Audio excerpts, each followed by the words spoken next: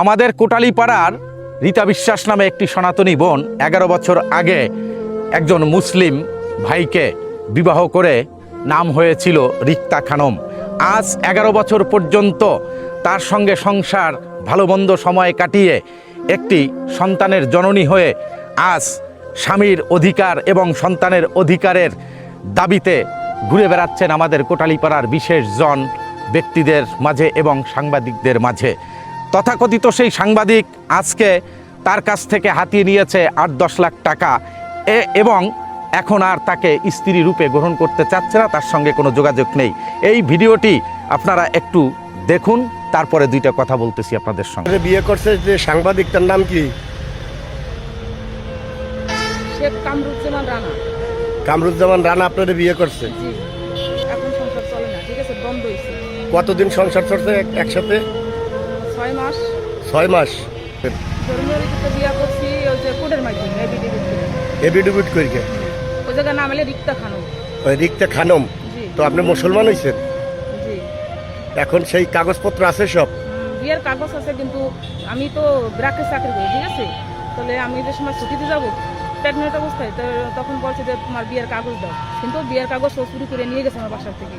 একটা চেকও নিয়ে গেছে, চেকের পাতা আমার দেখাইছে যে আমার স্বাক্ষর রিতা, কিন্তু আমি স্বাক্ষর ইনিশিয়াল স্বাক্ষর দিই, ঠিক আছে। পরে আমি কিছু আমার কাগজ লাগবে, আমার তো ছুটি দেয় না, পরেও ফটোকপি দিয়েছিলাম আমি, বিয়ের ফটোকপি আছে আপনার? আছে। বুঝছি। বাচ্চা কাচ্চা আছে আপনাদের? একটা ছেলে আছে। একটা ছেলে? তা কি ওরই? ওর ছেলে? আপনি জিজ্ঞাসা করেন ফোন করে। ছেলের বয়স কত? ছেলের বয়স 11 চলে। 11 বছর। বিয়ে হয়েছে কত সালে? 10 সালে। 10 সালে বিয়ে হয়েছে, 11 বছর বয়স ছেলে। এইটা কি আপনি কিভাবে কামরুল রানা সাংবাদিক, সে তো বিয়ে তার আছে, ছেলে মেয়ে আছে, তা আপনার কি ছেলে মেয়ে বলে নাই, ঠিক আছে। পরে আমি জানতে পারছি, পরে আমি বলছি ঠিক আছে আমি থাকবো না। কয় কি ও অনেক কাহিনী করছে, মুরগে দেবে দুর্গে দেবে, বিষ খেয়ে আমার বাসায় গেছে, বিষ লিয়ে, ঠিক আছে, মরে যাবে। আমার মা ছিল সে সময়, কিন্তু আমার মা মারা গেছে, আমার বাবা মারা গেছে, ঠিক আছে। এখন বেরাকে চাকরি করেন কোথায়? আমি বেরাকে চাকরি করি রাজুর। এখন গেছে, বাসার সব লোকজনই চিনি, ওই এলাকার যে এলাকায় বাসায় সবাই চিনি গেছে আসছে। এখন আপনি কি চান? আমি আমার সুষ্ঠু বিচার চাই, কিন্তু মন চাইলে বিয়ে করে, মন চাইলে বিয়ে করবে।